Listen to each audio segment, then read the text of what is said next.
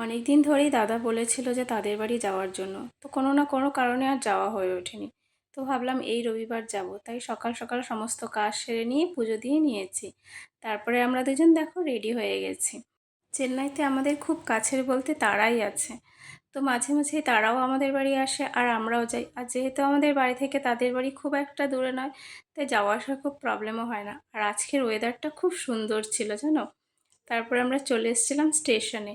আর যাওয়ার পথে দেখো কি সুন্দর এই ঝিলটা পড়ে, আমার খুব ভালো লাগে এই ঝিলটা।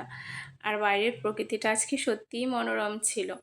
তারপরে আমরা চলে আসলাম তাদের স্টেশনের ওখানে, মানে আভাডি। তাদের বাড়ি হচ্ছে আভাডি, তারা ওখানে কোয়ার্টারে থাকে।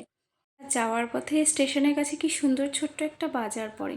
আর চেন্নাইতে যেন ঠাকুরকে গোলাপ ফুল দিয়ে পুজো দেওয়া হয়, যেটা আমাদের ওখানে হয় না। আর এখানে ফুলের মালাগুলো কত সুন্দর। তারপরে ভাবছিলাম কিছু ফল নিয়ে নিই। আর এটা দেখো, এই ফলটার নাম হচ্ছে রাবুটান ফল। মানে অনেকটা লিচুর মতো খেতে, লিচুই বলতে পারো। চেন্নাইতে এসে ফার্স্ট টাইম আমি এই ফলটা খেয়েছি। আমার তো খুব ভালো লেগেছে। আর ফুলের দোকানে দেখেছো কত সুন্দর ফুলগুলো। তারপর এই দোকান থেকে কিছু ফল নিয়েছিলাম আঙুর আর লেবু। তারপরে অটো ধরে যাচ্ছিলাম। চেন্নাইতে যেন একটা জিনিস আমার খুব ভালো লাগে, যে এখানে ছেলে মেয়ে কোনো ভেদাভেদ নেই। এখানে মহিলারাও সমস্ত কাজ করে যেগুলো ছেলেরা করে, যেমন সবজি বিক্রি, মাছ বিক্রি, ফল বিক্রি। প্রায়শই সব দোকানে মহিলাদেরই দেখতে পাওয়া যায়। এই জিনিসটা সত্যিই খুব ভালো। দেখো ফাইনালি আমরা চলে আসলাম দাদাদের কোয়ার্টারে। আর এই কোয়ার্টারের পরিবেশটা না খুবই সুন্দর। আর এই দেখো আমাদের দুষ্টু মাম্মাম।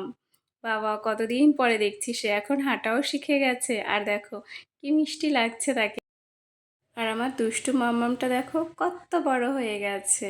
আর সে কত সুন্দর ক্যামেরায় দেখে পোজ দিচ্ছে, মানে ক্যামেরা থেকে চোখই সরাচ্ছে না। আর সে সারা ঘর কত সুন্দর হেঁটে বেড়ায়, ঘুরে বেড়ায়। আর এখন তো সে অনেক কথা বলা শিখেছে, মাম্মাম পাপা সব কিছু বলতে পারে। আর এখানে দেখো সে তার দুই আঙ্কেলের সাথে কত সুন্দর মজা করে খেলছে। আর ওইদিকে তার মা রান্না করছে চিকেন। আর দেখো সে আঙ্কেলের সাথে বসে বসে আবার পড়ছেও। কি মিষ্টি না। আর তাদের এই বাইরের ভিউটা দেখো কি ভালো লাগছে। খুবই সুন্দর এই কোয়ার্টারটা, আমার তো খুব ভালো লাগে, আমি যতবারই যাই। তারপরে আমরা দুপুরে বসে পড়েছিলাম খেতে।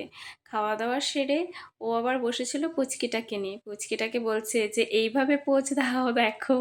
সে তো বুঝতেই পারেনি কি বলছে তার আঙ্কেল। সন্ধেবেলা আমাদের জন্য বানানো হচ্ছিল একটু তালের বড়া। তারপরে আমরা খাওয়া দাওয়া করে দেন পুচকুকে বাই বলে চলে আসলাম। আর যাওয়ার সময় নিয়ে নিয়েছিলাম একটু আমলকি। আর অনেক দিন পর সত্যি আজ খুব ভালো লাগলো, ফাইনালি চলে এলাম বাড়িতে।